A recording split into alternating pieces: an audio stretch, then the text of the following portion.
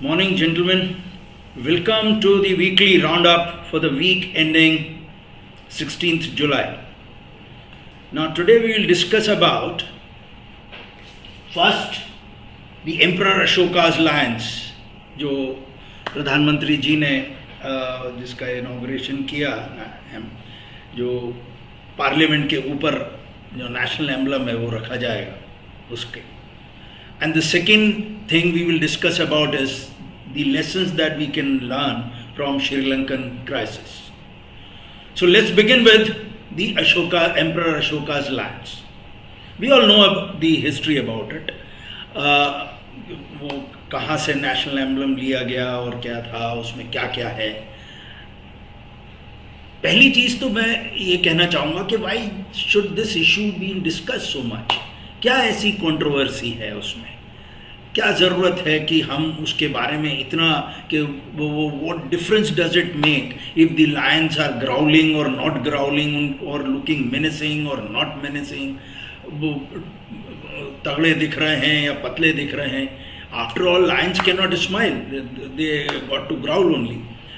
सो ऐसा लगता है जैसे कि समाज जो है एक पॉलिटिकली विशिएटेड माइंड हो गया है और हम हर चीज़ में वो राजनीति ही ढूंढते हैं. परंतु मैं जिस बात पे एम्फेसिस देना चाहता हूँ वो ये है कि symbolism may be important for some people. जैसे लाइक जो बिन पेंदे के लोटे हैं, जिनकी रीढ़ की हड्डी स्ट्रेट नहीं होती, ना सीधे खड़े हो पाते हैं, उनके लिए सिंबलिज्म हो सकता है. But otherwise symbolism does not pay in the long run. For instance look at Sachin Tendulkar, Sehwag, Dhoni. They were all very aggressive batsman, but they never had to shout their lungs out or growl at the bowler. The growling was done by their bat. And today we find one batsman, ace batsman, who growled and shouted his lungs out, pumped his fist and all in the air, is finding it difficult to retain his position in the team. So symbolism और ये सब बड़ा थोड़े समय की चीज़ होती हैं, इसमें कोई दम नहीं होता. Now, unless there is something that we will discuss subsequently. Now, in recent days, we have also seen one lion of Sri Lanka going down. He was even carrying a sword with him. So, there is a saying, action speaks louder than words. So, symbols do not matter. They matter only when one keeps their sanctity. उनकी जो sanctity है उसको अगर हम maintain करते हैं तब symbol का इम्पोर्टेंस है. What is to be seen is उन जो इम्पोर्टेंट है वो है कि उन शेरों के नीचे कौन बैठेंगे या कौन बैठते हैं. Can India become a better place to live which is in peace with itself and there is growth and prosperity, वो ज़्यादा इम्पॉर्टेंट है. वहाँ हमें डिस्कस करना चाहिए. Can the parliaments who would sit inside that building, जिसके ऊपर those lions will be kept, will the nation look at them respectfully, or will they be fighting amongst themselves and they will be resorting to choti politics, राजनीति, इधर से नेता भगा के उधर ले गए, उधर से इधर ले गए, and they would encourage corruption. Will they be those people जो देश में एक अच्छा वातावरण पैदा करेंगे, ना कि हेट्रेड का? Will they be reducing hatred in the society or enhance it? What kind of people will be sitting there? That is more important. Rather than कि हम ये देखें कि उसके दांत दिख रहे हैं नहीं दिख रहे, वो डरावने दिख रहे हैं नहीं दिख रहे. As far as I am concerned, the only organization that has kept the sanctity of the national emblem is the armed forces. जो अलग अलग चिन्ह हैं उसके अंदर, हॉर्स है, बुल है, शेर हैं, उसकी अगर उन चिन्हों की उनकी सैंक्टिटी किसी ने रखी है तो वो इंडियन आर्म फोर्सेस हैं, जिन्होंने इस देश को यूनाइटेड रखा despite the fact that every stone was turned to disunite us. It is the Indian Armed Forces which has worked and toiled hard with energy, with determination, with larger vision and kept the sanctity of that national emblem. So this is what we need to discuss, and not whether the lions are looking growling or not growling and looking menacing or not menacing. We need to discuss the quality. Okay, so now the second issue, the lessons from Sri Lanka. Now we all know what has happened in Sri Lanka. In 2021, I had written on my website, Bharatam Rising, that COVID-19 pandemic will have substantial implications. This I wrote in 2021, that will have substantial implications on the nations and societies, like the World War II had, and it's proving to be right. You can refer to articles on India's difficult neighborhood, and did we know our room was full of dust.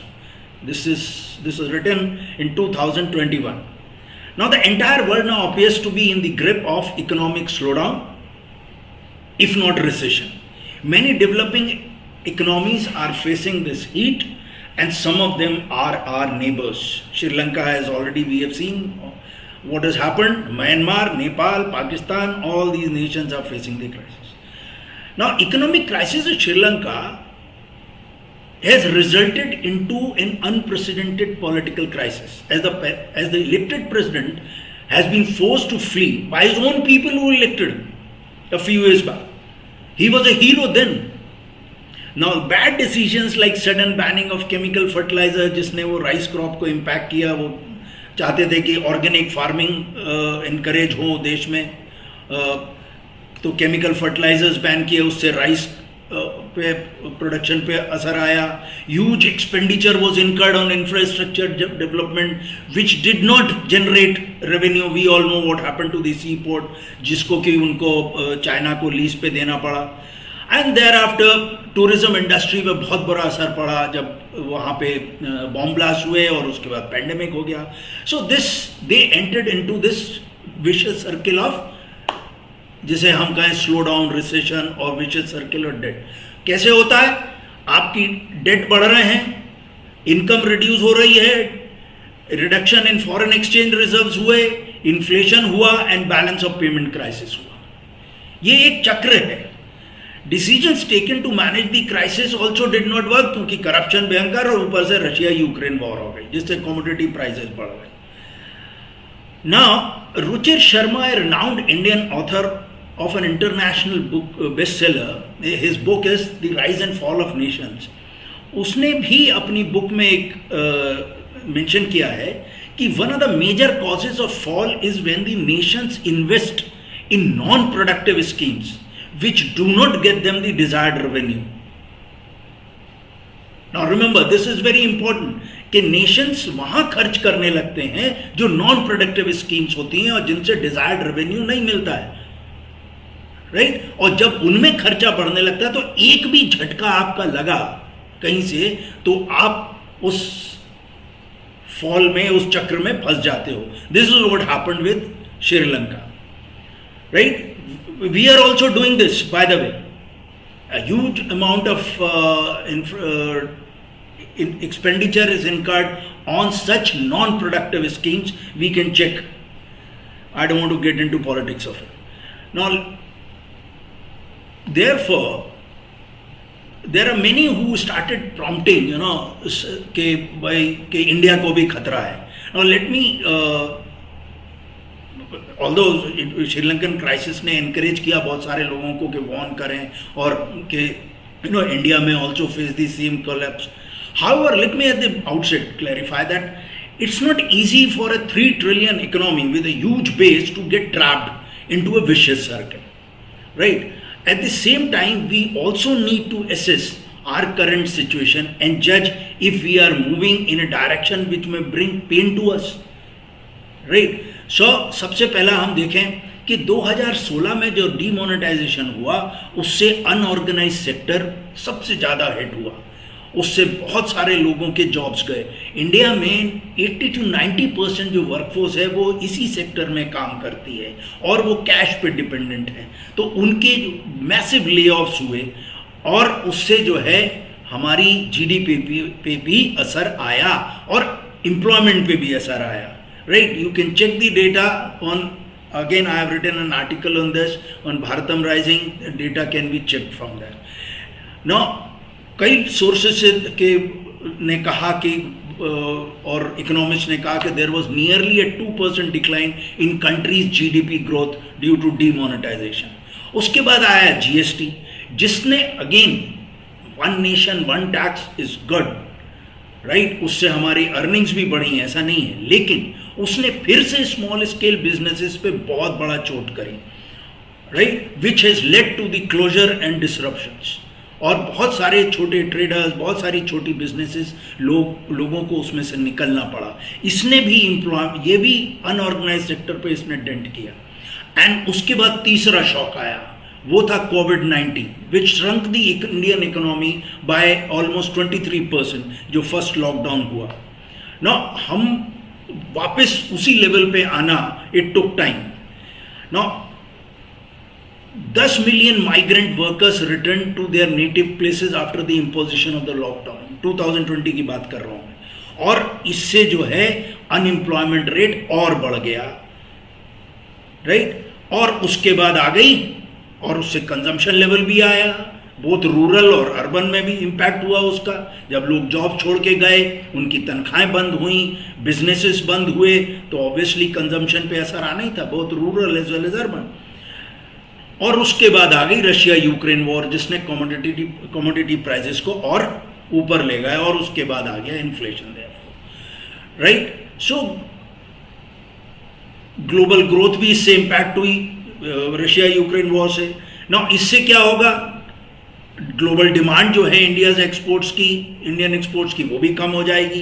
Rising commodity prices, food prices, fuel prices सब बढ़ रहे हैं, तो उस पर भी import bill आपका बढ़ जाएगा. एज ए रिजल्ट जो रीसेंट डाटा है on exports and imports, we will notice कि जो गैप है, ट्रेड डेफिसिट है, वो बढ़ गया है. और उसके साथ साथ आ गया Indian rupee has dropped to record levels, अब 80 के करीब पहुंच गया, जिससे कि हमारे जो इंपोर्ट्स हैं वो और एक्सपेंसिव हो जाएंगे. तो इन सब चीज़ों से जो इम्पैक्ट पड़ता है वो किन चीज़ों में पड़ता है, एम्प्लॉयमेंट, प्राइजेस पे इन्फ्लेशन बढ़ेगा, हाउस होल्ड डिमांड कम होगी, ट्रेड डेफिसिट बढ़ेगा, और यही सब विशियस सर्किल है. यही पूरा घूम के एक दूसरे से लिंक्ड है. और इस सर्किल में अगर आदमी घुसता है या देश घुसता है, तो इसमें से निकलना फिर मुश्किल होता है, राइट. सो उसमें से निकलने के लिए कुछ सरकार ने और आरबीआई ने कदम भी उठाए. आरबीआई ने सबसे पहले इंटरेस्ट रेट्स को बढ़ाया to check the rising inflation, लेकिन ये डबल एज वेपन है. क्योंकि प्राइस राइज जो है वो सप्लाई प्रॉब्लम से है, राइट, ना कि कोई डिमांड से या प्रोडक्टिविटी से रिलेटेड. ये बेसिक है सप्लाई साइड से. नो, तो rising interest will do little to address the supply issues, क्योंकि आपने ये तो कर दिया, लेकिन सप्लाई इशू तो बाहर से हो रहा है. इससे इंटरेस्ट रेट्स बढ़ाओगे तो आपको ग्रोथ पे असर आएगा. The central government, in a bid to control the wheat prices within India, banned the exports of wheat, जो कि फार्मर्स को हर्ट कर सकते हैं. सेंट्रल गवर्नमेंट ने इस इन्फ्लेशन को कंट्रोल करने के लिए, फ्यूल प्राइसेस को करने के लिए, जिससे कि आम जनता पे उसका असर कम हो, तो उसने एक्साइज ड्यूटी कम कर दी, ठीक है, to check the inflation caused by oil prices. फिर उसके बाद देखा, फिर भी फॉरेन एक्सचेंज तो आपका जा रहा है, क्योंकि इंपोर्ट बिल बढ़ गया, तो it raises basic import duty on gold from to 12.5% from 7.5% to dampen the domestic demand for gold and bring down the trade deficit to save foreign exchange. लेकिन इससे हो सकता है कुछ दिनों के बाद स्मगलिंग भी शुरू हो जाए. The RBI announced an arrangement for domestic traders to settle imports and exports in rupees. तो इससे हमें फायदा होगा, किससे, रशिया से ट्रेड में. Now this will also promote growth of global trade with emphasis on exports from India. The RBI has also taken steps to attract more foreign exchange from Indians living abroad to add to the declining foreign exchange reserves. Now, तो ये सारे steps देश ने, RBI ने और देश ने लिए हैं, which shows that the government is live to the situation. वो proactive है और देख रही है कि क्या हो रहा है, सो नहीं रही है. So today we are in a situation where on the one hand there are global recessionary pressures because the demand is falling, but at the same time the prices are going up. So a very renowned economist and a columnist, Swaminathan Iyer, wrote, "We are perhaps better positioned to withstand the problem than some other countries in our neighborhood. We will not collapse like Sri Lanka or Pakistan, but we are certainly in trouble." जब हम ये सब देखेंगे, देख ही रहे हैं impact जो हो रहा है एम्प्लॉयमेंट पे, प्राइस राइज पे, right, for import bill pay, foreign exchange पे, ट्रेड डेफिसिट पे, डिमांड पे, तो हम देखेंगे कि हम जो हैं प्रॉब्लम में तो हैं, लेकिन हम उस कोलैप्स में नहीं जाएंगे. So we may not have entered the vicious circle, but we may be very close to it. Now, we must remember, economic crisis always has social, political dimensions to it. And therefore, we need to view this economic crisis that we are going through in its entirety. For example, what we saw in Sri Lanka and Pakistan, wherein a popular government of Rajapaksa who was a hero a few years back, who could do no wrong, has been compelled to flee by people themselves. So it led to a political crisis. So therefore, the biggest challenge that I view is that of unemployment. And not only unemployment, there is a data to show that there is a reduction in workforce, meaning that lots of workers, especially the youth, have stopped looking for jobs and have left the workforce discouraged. This also I have mentioned in my article. Are we witnessing the manifestations of COVID? In Bharatam Rising, I have mentioned this. Now, according to NSSO survey, almost 13 million young men, 15 to 29-year-olds, old guys, not only lost employment, but they have also stopped looking for jobs. Now, so therefore, who is hurt the most by this crisis? It is the youth. And इससे क्या होता है? Social implications है. Crisis economic है, लेकिन implications social हैं. This unrest जो बिहार में हुआ over irregularities in the railway exam, जहाँ लोगों ने ट्रेनें जला दी, बसें जला दी हैं, जो अग्निपथ स्कीम के बाद हुआ है, और हो सकता है ये जो जिनको हम कम्युनल राइट्स के नाम अभी हुए, रायसेन और बाकी जगह दिल्ली में और एल्सवेयर, वो भी इस फ्रस्ट्रेशन के कारण हो, क्योंकि इसमें यंग लोग ही इन्वॉल्व होते हैं. Now given the poor law and order situation in the country, the deteriorating communal environment in the country, huge corruption. Remember, there is huge corruption. Now, it's common sense. Who footed the bill of so many MLAs who were moved from Mumbai to Gujarat to Guwahati to Goa and then back to Mumbai and power mein aa gaye? Somebody must have footed the bill. Then the perks enjoyed by the politicians at a time when people's salaries are not growing. Look at the salaries of MLAs and MPs. 2.5 lakh कमा रहे हैं और ऊपर से perks अलग हैं, free ये free वो. And therefore, in such a overall situation, one spark can get us into the same vicious circle like the one that pushed Sri Lanka. Right?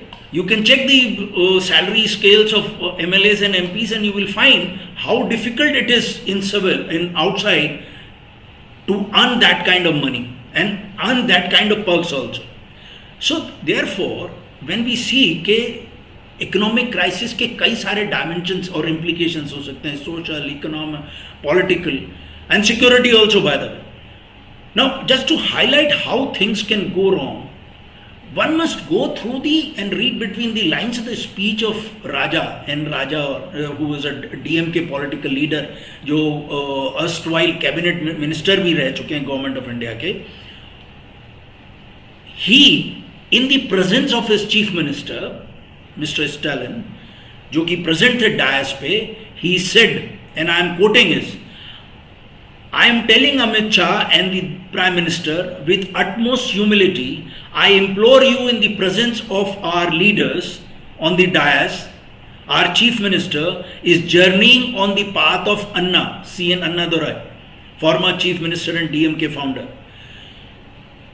Do not push us on the path of Periyar, meaning do not make us seek a separate country. Give state autonomy and we will not rest till then.